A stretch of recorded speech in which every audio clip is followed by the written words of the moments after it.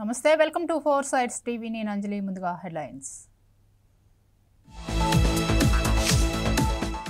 అభివృద్ధికి మార్గం పెట్టుబడులు ఆవిష్కరణలు సిఐఐ భాగస్వామ్య సదస్సులో సీఎం చంద్రబాబు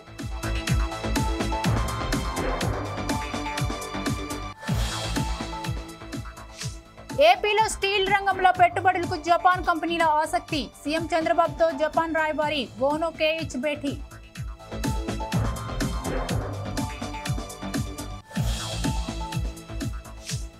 ఏపీలో హైడ్రో టర్బైన్ తయారీ యూనిట్ నెలకొల్పండి కిర్లోస్కర్ ఎండీకి మంత్రి లోకేష్ విజ్ఞప్తి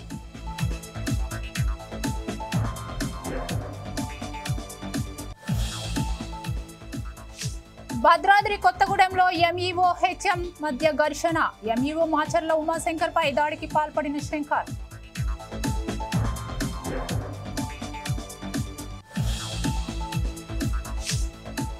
తిరుమల శ్రీవారికి బస్సు విరాళం ఉచితంగా అందించిన పూణేకు చెందిన భక్తుడు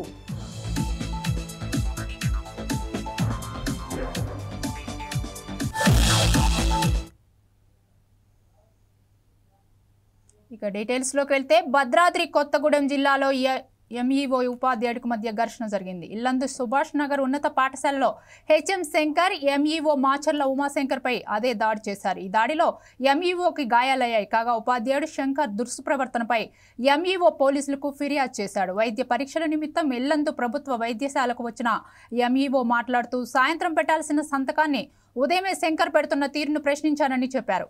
ఈ విషయాన్ని గమనించి ఇలా ఎందుకు చేస్తున్నామని ప్రశ్నించినందుకు తనపై కర్రతో దాడి చేశాడని చెప్పారు. ఈ దాడిలో గాయాలు అయ్యాయని చెయ్యి అడ్డం పెట్టకపోతే తలకు దెబ్బ తగిలేదని ఎంఈఓ వాపోయారు. ప్రతి చిన్న విషయంలో శంకర్ దురుసు ప్రవర్తనతో ఉంటారని తెలిపారు. ఈ ఉపాధ్యాయుడు తీరుతో సమాజానికి ప్రమాదకరమైన విషయాన్ని జిల్లా విద్యాశాఖ అధికారుల దృష్టికి తీసుకువెళ్లటం జరిగిందని వివరించారు. పాఠశాల సాంఘిక ఏంటంటే ఈరోజు సాయంత్రం పెట్టాల్సినటువంటి సంతకాన్ని ఉదయం కూడా 11 గంటలుగా పెట్టుకోమని గమనించినటువంటి ప్రధానోపాధ్యాయుడు సాయంత్రం కూడా సంతకం ఇప్పుడు పెడుతున్నాం అంటే నా ఇష్టం నేను ఎప్పుడైనా పెడతాను అనడానికి నువ్వెవరు నాకు చెప్పడం నువ్వెవరు అని చెప్పేసి వచ్చి గల్లా పట్టుకోవడం జరిగింది. కింద పడేసి తర్వాత కర్ర తీసుకొని బాధ జరిగింది. నా ఇది సరైన పద్ధతి కాదని చెప్పేసి అక్కడ ఉన్నటువంటి మరి ఉపాధ్యాయులు కూడా చూసి వచ్చి ఈ విధంగా చేయటం మంచిది కాదని చెప్పేసి వెంటనే మనకు హాస్పిటల్ తీసుకురావడం జరిగింది. ఇక్కడ పోలీస్ స్టేషన్ కూడా కంప్లైంట్ చేయడం జరిగింది. కాబట్టి ఉపాధ్యాయుల దుష్ప్రవర్తన మీద మరి ఉపాధ్యాయులు జిల్లా శాఖ విద్యాశాఖ కూడా ఫిర్యాదు చేయడం జరిగింది. వాళ్ళు కంప్లైంట్ పంపించమని చెప్పడం జరిగింది. మెడికల్ రిపోర్ట్ తీసుకోవడం జరిగింది. హాస్పిటల్ రావడం జరిగింది. హాస్పిటల్ నుంచి మెడికల్ సర్టిఫికేట్ రిపోర్ట్ తీసుకున్న తర్వాత జిల్లా విద్యాశాఖ కలిసేసి ఉపాధ్యాయుల మీద దాడికి సంబంధించిన విషయాలు దీంట్లో ప్రతి చిన్న విషయానికి కూడా మరి దురుసుగా ప్రవర్తిస్తూ నేనే హీరోను నన్ను ఎవరు అనకూడదు నేను చెప్పింది వేదం అంటే పనికి రాదని చెప్తే నన్ను ఇంతవరకు ఎవరు క్వశ్చన్ చేయడం లేదు నా మీద ప్రశ్నిస్తాను. పెట్టుబడులు నూతన ఆవిష్కరణలు భాగస్వామ్యాలే అభివృద్ధికి మార్గమని సీఎం చంద్రబాబు అన్నారు. సిఐఐ భాగస్వామ్య సదస్సును కేవలం పెట్టుబడుల కోసం మాత్రమే చూడొద్దని నెట్వర్కింగ్ కోసం మేధోపరమైన చర్చల కోసం ఆవిష్కరణల కోసం ఏర్పాటు చేశామని అన్నారు. 30వ సిఐఐ భాగస్వామ్య సదస్సు ప్రారంభం ప్లీనరీ సదస్సులో పాల్గొని ముఖ్యమంత్రి చంద్రబాబు ప్రసంగించారు. Saudi, Russia, UK, Australia, Germany, Sri Lanka, Japan, Canada తదితర దేశాల ప్రతినిధులు ఈ సదస్సుకు హాజరు కావడం సంతోషాన్ని కలిగిస్తోందన్నారు. పరస్పర పెట్టుబడుల భాగస్వామ్యంతోనే అభివృద్ధి సాధించగలమనే విషయాన్ని గుర్తించాలని సీఎం కోరారు. సింగపూర్ చాలా చిన్న దేశమైన అమరావతి మాస్టర్ ప్లాన్ రూపొందించి ఇచ్చిందని తెలిపారు. ఆర్గానిక్ ఉత్పత్తిగా అరకు కాఫీ గ్లోబల్ బ్రాండ్గా ఎదిగిందని, ఆక్వా ఉత్పత్తులు, ప్రకృతి వ్యవసాయంలోనూ ఆంధ్రప్రదేశ్ అగ్రస్థానంలో ఉందని సీఎం వివరించారు. కొత్త టెక్నాలజీతో పనిచేసే సంస్థలతో భాగస్వామ్యులు అయ్యేందుకు ఏపీ సిద్ధంగా ఉందన్నారు. ఏపీలోని సుదీర్ఘ తీర ప్రాంతం, గండికోట, అరకు లాంటి ప్రకృతి అందాల పర్యాటక రంగంలో పెట్టుబడులు పెట్టే వరకు అనుకూలమైన ప్రదేశాలను సీఎం చెప్పారు.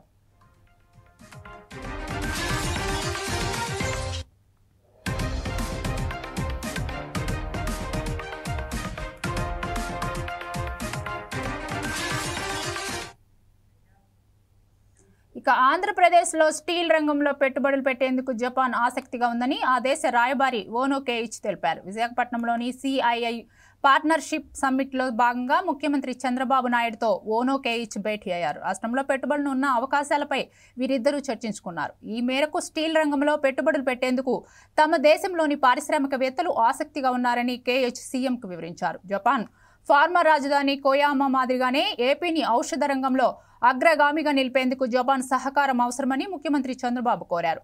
జపాన్ పనితీరు తనకు ఎంతో ఇష్టమని ముఖ్యమంత్రి తెలిపారు. సిఐఐ పార్ట్నర్షిప్ సమిట్లో 20కి పైగా జపాన్ కంపెనీలు పాల్గొనడం పట్ల ముఖ్యమంత్రి ఆనందం వ్యక్తం చేశారు. రాజధాని అమరావతిలో భవన నిర్మాణ జపాన్, సింగపూర్ ప్రతినిధులను ఆహ్వానించిన విషయాన్ని సీఎం గుర్తు చేశారు. శ్రీ సిటీలో ఇప్పటికే అనేక జపాన్ కంపెనీలు కార్యకలాపాలు నిర్వహిస్తున్నాయని సీఎం చంద్రబాబు కేహెచ్తో తెలిపారు.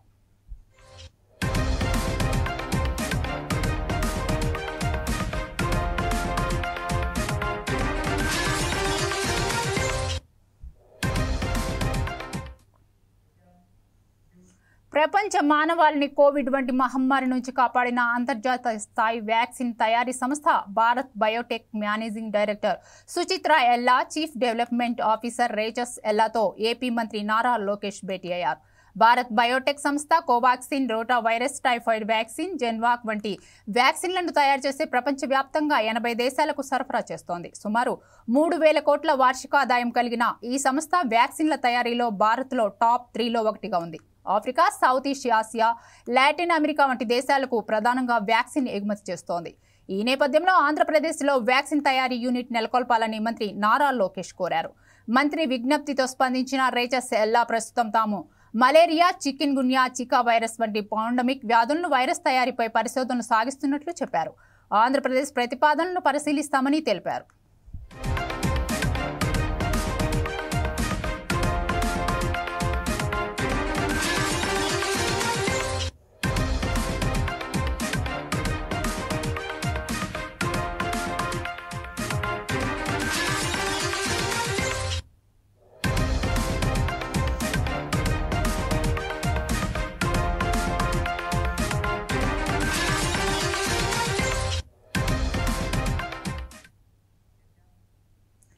సింగపూర్ ప్రభుత్వం, సింగపూర్ కంపెనీల ఇన్నోవేటివ్ ఆలోచనలతో పరిశ్రమలు నడిపిస్తాయని, ఇలాంటి ఆలోచనలతో ముందుకు వచ్చే సింగపూర్ కంపెనీలతో పనిచేసేందుకు ఏపీ ఉత్సాహంగా ఉందని ముఖ్యమంత్రి చంద్రబాబు అన్నారు.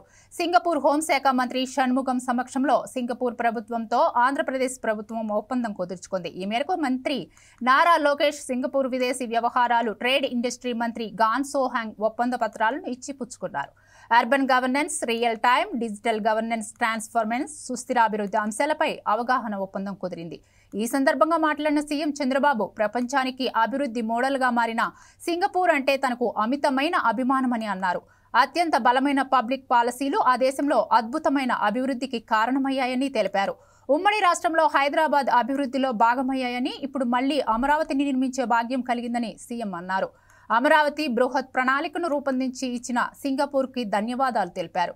మధ్యలో కొన్ని సమస్యలు ఏర్పడినా మళ్లీ రాజధానిని పునర్నిర్మిస్తామని తెలిపారు. రాష్ట్రాన్ని నాలెడ్జ్ ఎకానమీగా తీర్చిదిద్దుతామన్న సీఎం చంద్రబాబు, దేశంలో సుస్థిరమైన ప్రభుత్వం ఉందన్నారు.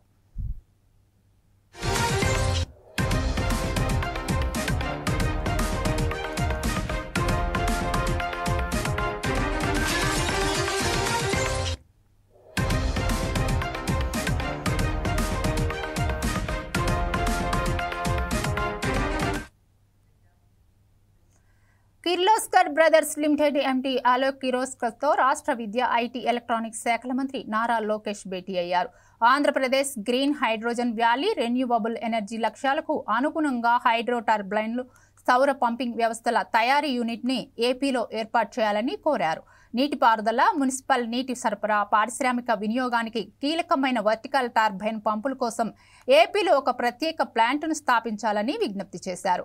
ఏపీ పారిశ్రామిక కారిడార్లతో ముఖ్యంగా విశాఖపట్నం, చెన్నై కారిడార్లో ఐఓటీ ఆధారిత మురుగునీటి పంపింగ్ వ్యవస్థ, నీటి నిర్వహణ వ్యవస్థను ఏర్పాటు చేయాలని కోరారు. ఏపీలో పారిశ్రామిక క్లస్టర్లు, స్మార్ట్ సిటీలలో భద్రతా వ్యవస్థలను పెరుగుతున్న డిమాండ్ దృష్ట్యా అవి ఎంతో ఉపయోగకరంగా ఉంటాయని మంత్రి లోకేష్ చెప్పారు. అనంతరం మాట్లాడిన అలోక్ కిర్లోస్కర్ తమ సంస్థ ఉత్పత్తులను ప్రపంచవ్యాప్తంగా 80 దేశాలకు ఎగుమతి చేస్తున్నట్లు తెలిపారు. ప్రస్తుతం విశాఖపట్నం, విజయవాడ నగరాల్లో తమ సంస్థ కార్యాలయాలు ఉన్నాయని, ఏపీ ప్రభుత్వ ప్రతిపాదనలను పరిశీలిస్తామని చెప్పారు.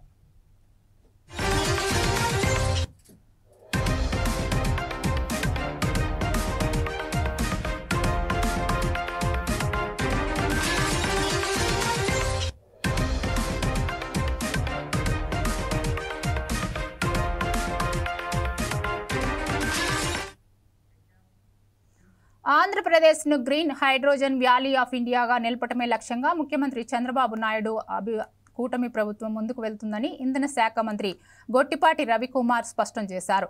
విశాఖలో 2 రోజుల పాటు జరుగుతున్న CII 30 సదస్సును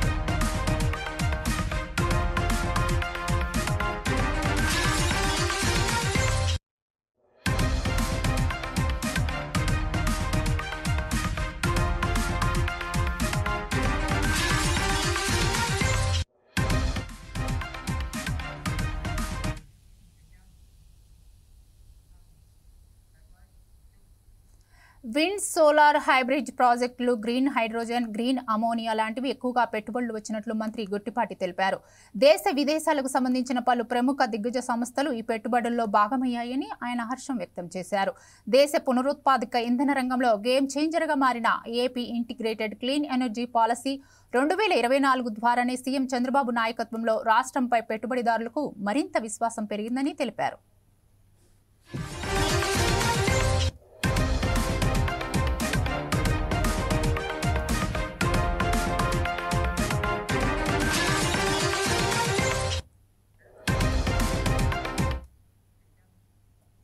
జూబ్లీహిల్స్ లో కాంగ్రెస్ పార్టీ విజయంతో మంత్రులు, నేతలు సంబరాలు చేసుకుంటున్నారు. కాంగ్రెస్ అభ్యర్థి నవీన్ యాదవ్ ఘన విజయం సాధించిన సందర్భంగా సీఎం రేవంత్ రెడ్డిని మంత్రులు, పార్టీ నాయకులు కలిశారు. సీఎంకు అభినందనలు తెలిపారు. ఈ సందర్భంగా కాంగ్రెస్ కార్యకర్తలు టపాసులు కాల్చి సంబరాలు చేసుకున్నారు.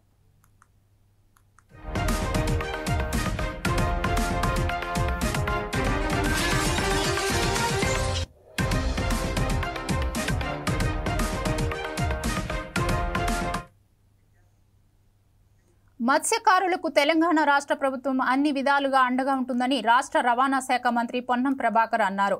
హుస్నాబాద్ పర్యటనలో భాగంగా మంత్రి పొన్నం మాట్లాడుతూ ఉచిత చేప పిల్లల పంపిణీ ద్వారా మత్స్యకారులను ఆర్థికంగా బలోపేతం చేసి రాష్ట్ర ఆర్థిక వ్యవస్థను మత్స్యశాఖ కీలకంగా మారేలా ప్రభుత్వం ప్రోత్సహిస్తుందన్నారు. ప్రమాదవశాత్తు మత్స్యకారులు మరణిస్తే వారికి గ్రూప్ యాక్సిడెంట్ ఇన్సూరెన్స్ పాలసీ తీసుకొచ్చి 5 లక్షల రూపాయలు బీమా కల్పిస్తూ వారి కుటుంబానికి భరోసా కల్పిస్తూ అందజేయడం జరుగుతుందన్నారు. ఇక నియోజకవర్గంలో ఇందిరా మహిళా శక్తి పథకం ద్వారా మహిళా సంఘాలకు 3 మొబైల్ షిప్ రిటైల్ అవుట్లెట్లు అందించడం జరిగిందన్నారు. త్వరలో వెటర్నరీ హాస్పిటల్ నూతన భవనాన్ని నిర్మించి అధునాతన వెటర్నరీ హాస్పిటల్ నిర్మించి తలపెట్టమన్నారు. సంఘ నాయకులు ముఖ్యంగా హుస్నాబాద్ ఎల్లమ్మ చెరువు సంఘానికి సంబంధించినటువంటి అధ్యక్షులు మల్లయ్య గారు, ఆర్టీఓ గారు, ఇప్పుడే గౌరవ కలెక్టర్ గారు కొంత జ్వరంతో ఉంటే ఇప్పుడే మన హుస్నాబాద్ ప్రభుత్వ ఆసుపత్రిలో కొన్ని పరీక్షలు చేయించుకున్నారు. వారికి జ్వరం ఉంది కాబట్టి ఇప్పుడే పోయినటువంటి గౌరవ జిల్లా కలెక్టర్ గారు, ఇక్కడికి విచ్చేసినటువంటి ప్రముఖులు, పెద్దలు, పాత్రికేయులు అందరూ కూడా పేరు పేరున నమస్కారం. స్పందించి ఇవ్వగలిగే వ్యవస్థ గోపాల మిత్ర వారికి సంబంధించి చాలా ఇబ్బందికరమైన పరిస్థితి ఉంది. నేను గతంలో మీరు మంత్రిగా కాకముందు అనేక సందర్భాల్లో గౌరవ ముఖ్యమంత్రి గారి దృష్టికి, ప్రిన్సిపల్ సెక్రటరీ గారి దృష్టికి, గతంలో ఉన్నటువంటి డైరీ డెవలప్మెంట్ ఎండి గారితో పాటుగా అనేక ఒక సమావేశం కూడా ఏర్పాటు చేసుకోవాలి. మరొకసారి మనం వెటర్నరీ మినిస్టర్ పిలుచుకొని ఒక సమావేశాన్ని ఏర్పరచుకుందాం. ఆ సమావేశం మీకు అభినందన సభగా ఉండే విధంగా కొంత సమస్య మీద మీరు చొరవ పట్టుకుంటే వదిలిపెట్టారు. అది నేడు స్వాతంత్ర సమరయోధుడు ధరీ ఆబా భగవాన్ బిర్సా ముండా 150వ జయంతి. ఈ సందర్భంగా మంత్రి సీతక్క ప్రజాభవన్లో వారసత్వాన్ని సమర్పించుకుంటూ బిర్సా ముండా విగ్రహానికి పుష్పాంజలి ఘటించి నివాళులర్పించారు. దేశ స్వాతంత్ర ఉద్యమంలో, ఆదివాసుల స్వేచ్ఛా పోరాటంలో బిర్సా ముండా సేవలను గుర్తు చేసుకున్నారు మంత్రి సీతక్క.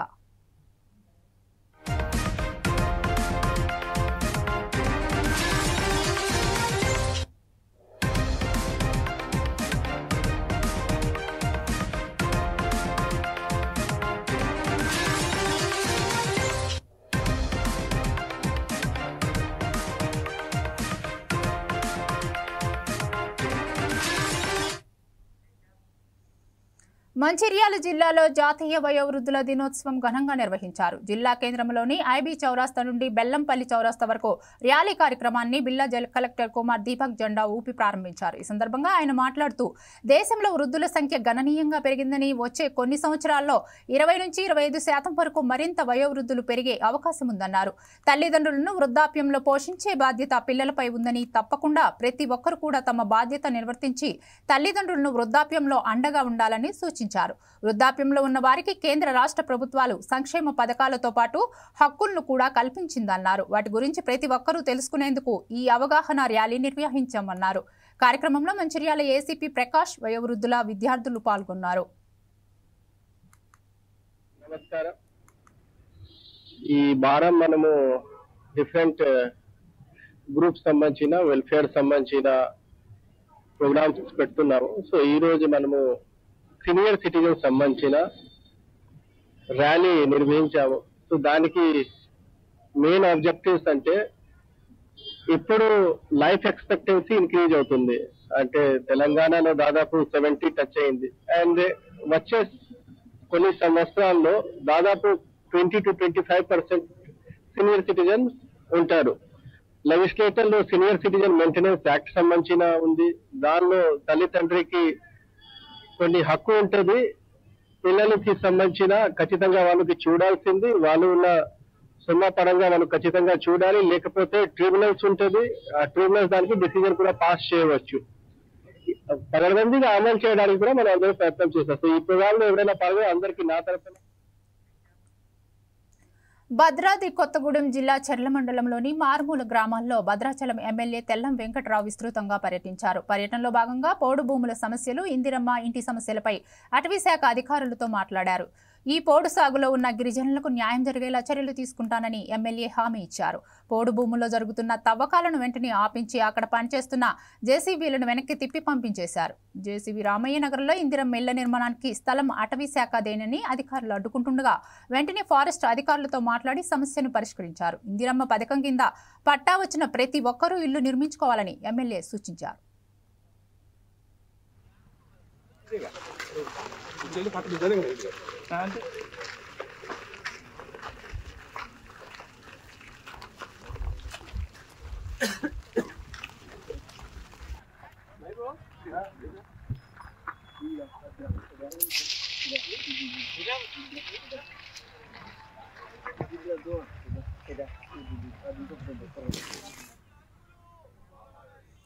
తిరుమల శ్రీవారికి ఓ భక్తుడు భారీ విరాళాన్ని అందజేశారు. 74 లక్షల విలువైన ఎలక్ట్రిక్ బస్సును విరాళంగా అందించారు.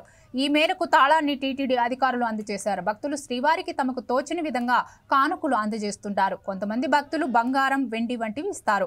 కొందరు భక్తులు టీటీడీ ట్రస్టులను విరాళాలు అందజేస్తారు. ఇంకొందరికి వాహనాలను టీటీడీకి విరాళంగా అందజేస్తుంటారు. ఈ వాహనాలను టీటీడీ ఆయా అవసరాలకు తగిన విధంగా ఉపయోగిస్తుంటారు. ఈ క్రమంలో పూణేకి చెందిన Pinnacle mobility solutions private limited సంస్థ 74.24 లక్షల విలువైన విద్యుత్ బస్సును శనివారం టీటీడీకి విరాళంగా అందించింది. ఈ మేరకు ఆ సంస్థ ప్రతినిధులు శ్రీవారి ఆలయం ఎదుట బస్సు తాళాలను డిప్యూటీ ఈవో లోకనాథ్కు అందజేశారు.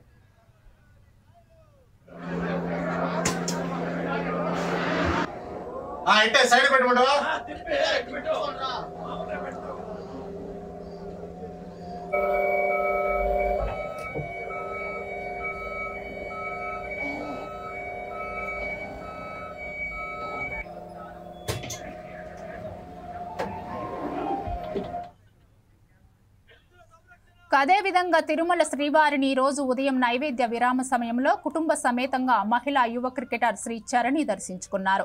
దర్శనం అనంతరం రంగనాయకుల మండపంలో వేద పండితులు వేద ఆశీర్వాదం అందించగా టీటీడీ అధికారులు తీర్థ ప్రసాదాలు అందించారు. ఆలయం వెలుపల శ్రీ చరణి మాట్లాడారు. మహిళా ప్రపంచ కప్ గెలిస్తే స్వామివారికి తలనీలాలు ఇస్తానని మొక్కుకున్నానని, అందుకోసమే స్వామివారికి తలనీలాలు సమర్పించాలని తెలిపారు. ప్రస్తుతం డొమెస్టిక్ క్రికెట్ ఆడుతున్నానని యువ క్రికెటర్ శ్రీ చరణి తెలిపారు.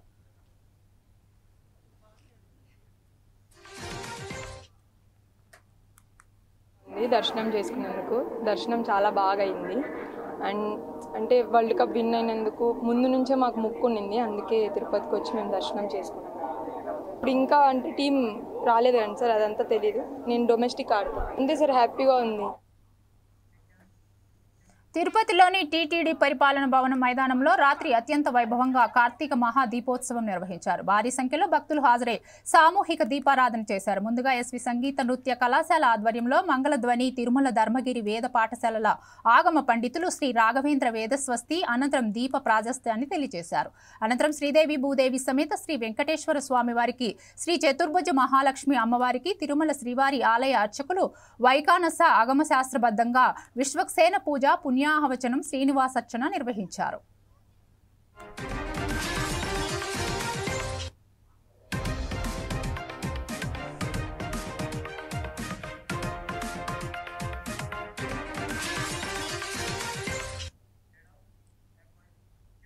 ఎస్వి వేద విశ్వవిద్యాలయం పండితులు విష్ణు సహస్రనామ స్తోత్ర పారాయణం చేశారు. ఆ తర్వాత అర్చక స్వాములు శ్రీ మహాలక్ష్మి పూజ చేపట్టారు.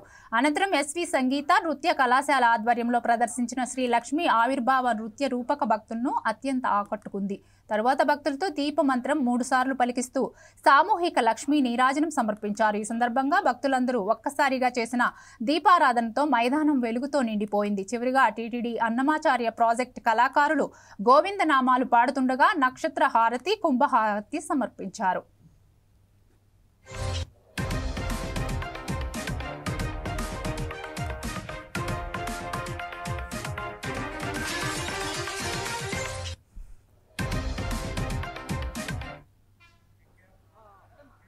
చిత్తూరు జిల్లా శ్రీ కాణిపాక వరసిద్ధి వినాయక స్వామి వారి దేవస్థానంకు పలు హుండీలు ద్వారా 1.76 కోట్ల ఆదాయంగా వచ్చినట్లు దేవస్థానం ఈవో పెంచుల కిషోర్ తెలిపారు. దేవస్థాన ఆస్థాన మండపంలో హుండీ లెక్కింపు కార్యక్రమం చేపట్టారు. ఈ సందర్భంగా 28 రోజులుగాను 1,76,77,666 ఆదాయంగా వచ్చినట్లు ఆయన తెలిపారు. వాటితో పాటు బంగారం 53 గ్రాములు, వెండి 790 గ్రాములు, విదేశీ కరెన్సీ 1,792 ఆదాయంగా వచ్చినట్లు ఈ మొత్తాన్ని దేవస్థానం ఖాతాకు జమ చేయనున్నట్లు తెలియజేశారు. ఈ హుండీ లెక్కింపు కార్యక్రమంలో దేవస్థాన ఏఈఓలు రవీంద్రబాబు, ఎస్వి కృష్ణారెడ్డి, పలువురు అధికారులు పాల్గొన్నారు.